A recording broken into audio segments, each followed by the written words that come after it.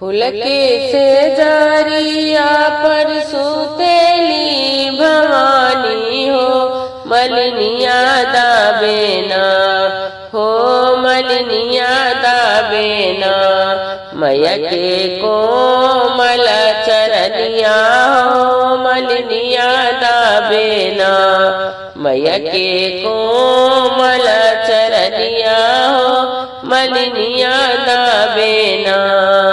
कवन गुण मैया मोरी भावे नारियलवा हो कवन गुणवाना हो कवन गुणवाना भावे लाला की चुनरिया हो कवन गुणवाना भावे लाला की चुनरिया हो कवन गुणवाना कवन गुण मैया मोरी भावे आढ़ौलवा हो कवन गुणवाना हो कवन गुणवाना भावे से नूरा टिकुलिया हो कवन गुणवाना भावे से नूरा टिकुलिया हो कवन गुणवाना कवन गुण मैया भाव धारिया से रुपिया हो कवन गुणवाना हो कवन गुणवाना भावे हालुआ सोहरिया हो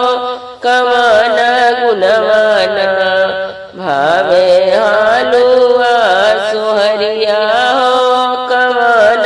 गुणवाना जट गुण नरियल भाव गोटा गुण चुनरिया हो किलाले गुणवाना हो किलाले गुणवाना भावे आड़ाउल से नुरवा हो किलाले गुणवाना भावे आड़ाउल से नुरवा टिकुलिया लाले गुणवाना जुड़े जुड़े लागे मालिनी धारिया दहड़िया हो कि मीठे मीठे ना हो कि मीठे मीठे ना लागे हालुआ सोहरिया हो कि मीठे मीठे ना लागे हालुआ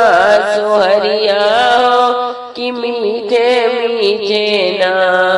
लागे हालुआ सोहरिया हो कि मीठे मीठे ना